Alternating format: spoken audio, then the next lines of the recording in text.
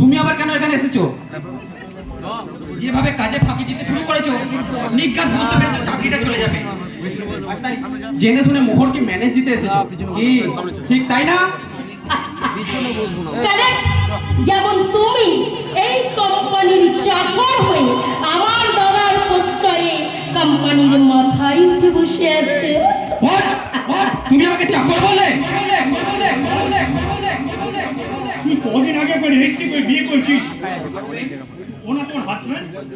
মোহর বিয়ে হয়ে গেছে? হ্যাঁ, বিয়ে হয়ে গেছে। আনুষ্ঠানিক বিবাহটা আসলে বাকি আছে।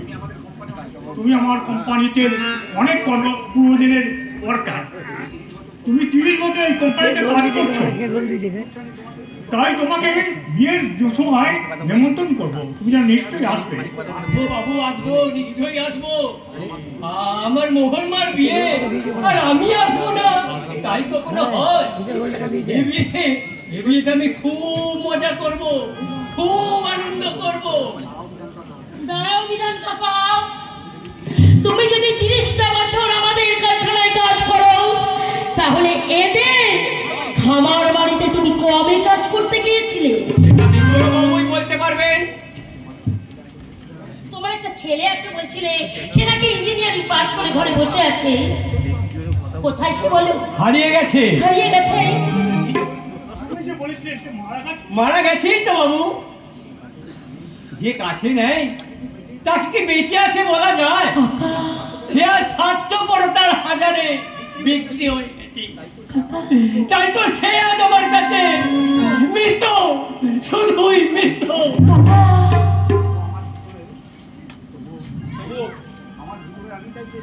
তবু আমার ভিতরে আমিটাকে মাঝে মাঝে তার জন্য হাহাকার করে কেঁদে ওঠে। বাইরের আমিটা আমার দুঃখে অভিমানে যতই তাকে মৃত বলে মনে হোক না কেন, আমার ভিতরের আমিটা আজও তাকে ডেকে ডেকে বলে, বুকে পাখি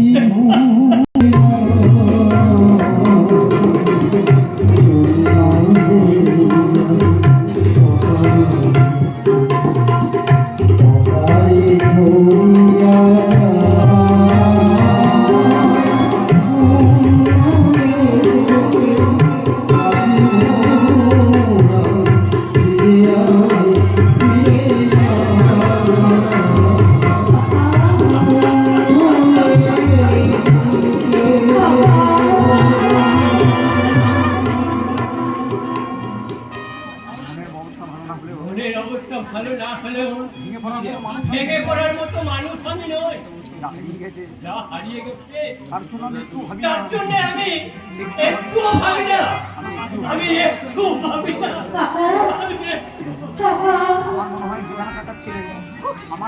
আমার মনে হয় বিধান কাকার ছেলে বিধান কাকাকে ছেড়ে দিয়ে অন্য কোথাও গিয়ে সংসার করছে। আজকালকার ছেলেরা এতটাই বেমেনি হয় যে বাবা সারা জীবন পরিশ্রম করে, মাথার ঘাম পায়ে ফেলে ছেলেকে মানুষ করলো, সেই ছেলে কিনা রাস্তাটাকে পেলে আমি এইসব ফোর্থ ক্লাস কর্মচারীদের নিয়ে কেন যত আলোচনা হচ্ছে আমি বুঝতে পারি না। আমার কাছে সব কর্মচারী আমার পরিবারের মতো। দাদা, আশা করি এটা তুমি মনে রাখবে। আমার এডিটর জানালেন তোমাকে ফিনান্সিয়াল দায়িত্ব দেওয়ার পর কোম্পানির অ্যাকাউন্ট থেকে 3.5 লাখ টাকা ডেবিট টাকাটা তুমি কোথায় খরচ করছো? সর্বনাশ, কৃষ্ণকান্ত ঘোষাল যে আমাকে ব্ল্যাকমেল করে টাকাটা হাতিয়ে নিয়েছে, সেটা আমি কেমন করে বলবো?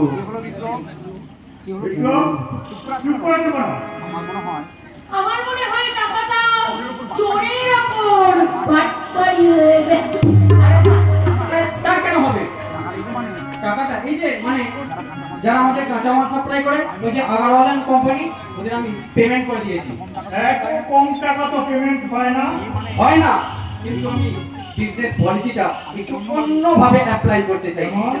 যেমন এবার থেকে আমি ওদের কম কম পেমেন্ট দেবো। তাতে তো ভাড়া কিন্তু তো তাতে ভাড়ের অ্যামাউন্ট অনেক বেড়ে যাবে। তখন একসাথে তখন একসাথে অতগুলো টাকা আমরা পাবো কোথায়? দেবো না, পাবো না তো দেবো না। আরে বাবা, আরে বাবা, একটা কমপ্লেন লেটার পাঠিয়ে দিলেই হলো। আর কমপ্লেন লেটারটা এই যে কাঁচামাল লো কোয়ালিটি থাকার জন্য আমাদের প্রোডাক্ট খুব লো হয়েছে, মার্কেটে চলছে না, তাই তোমাদের টাকাটা আটকে রাখতে বাধ্য হলাম। ব্যাস, এইভাবেই যদি করতে পারি একটা বছরের মধ্যে অনেকগুলো কোম্পানিকে ঠকিয়ে আমরা আমাদের কোম্পানিটাকে অনেক উপরে নিয়ে চলে যাবো। আমাদের কোম্পানি একটা আলাদা বুড়ি আছে। উদার পেমেন্টে আমাদের মার্কেটে আর এরকম করে তো আমার কোম্পানি লাঠি উঠে যাবে। নানা বিপ্লব এমন অবস্থা ভাবনা আর কখনো তুমি ভাববে না। মনে রেখো কতটাই হলো বিজনেসের একমাত্র মূলধন। আরে এইসব কথা এখনকার দিনে আর চলে না, ওসব চলতো আগেকার দিনে। যেমন করে তোমার বাবা চালিয়ে একেবারে ব্যবসায় কোটিপতি হয়ে গেছে, তাই না? তোর বাবা, আমার বাবা কোটিপতি হয়ে যাবে কেন? আমার বাবা তো বলো বলো কি হবে কেন? বলো তোমার বাবা কি? তুমি না একটা কি? আমাদের নতুন বিয়ে হয়েছে, আমার নতুন স্বামী স্ত্রী, কোথায় রোমান্স টোমান্স কোনো তার না, খালি অন্য কথা। এই তোমাকে না দেখতে সুন্দর লাগছে, বেশ ভর না, এসো না একটু আদর করি। দাঁড়াও, আমাদের রেজিস্ট্রি ম্যারেজ হচ্ছে ঠিক কথাই, কিন্তু আনুষ্ঠানিক বিয়ে হয়নি। যতদিন আনুষ্ঠানিক বিয়ে না হবে ততদিন তুমি আমার 6 পর্যন্ত ধরতে পারবে না। একটা আমি জানি ওই টাকাটা তুমি তো আগরওয়াল কোম্পানিতে দাওনি। সত্যি করে বলো যে ওই টাকাটা তুমি কোথায় খরচা করেছো? যতদিন তুমি না বলবে ততদিন আমাদের স্বামী স্ত্রীর সম্পর্ক কিছুই হবে না। পারবো না মোহন, বলো বলো তুমি টাকাটা কোথায় খরচা করেছো বলো। আমি কোনোদিন সেটা বলতে পারবো না, সে কথা আমি কোনোদিনই বলতে পারবো না মোহন। আমি মনে হয় কোনো চক্রান্তের জালে জড়িয়ে পড়েছি।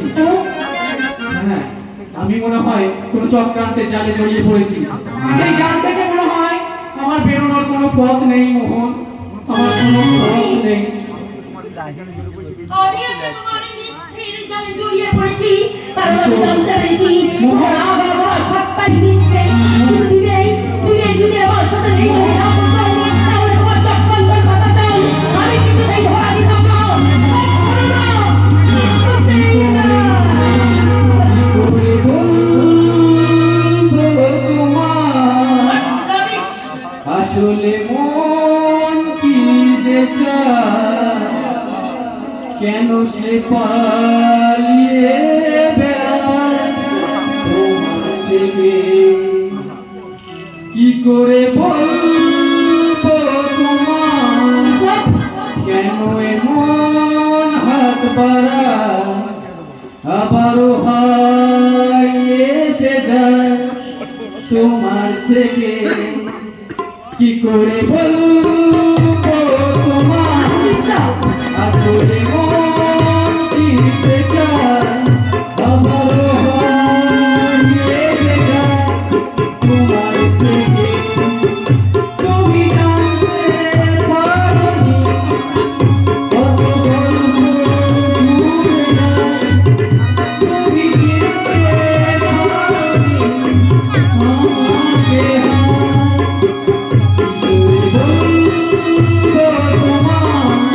আসলে মন দিতে চায়, আবারও হারিয়ে যায় তোমার থেকে।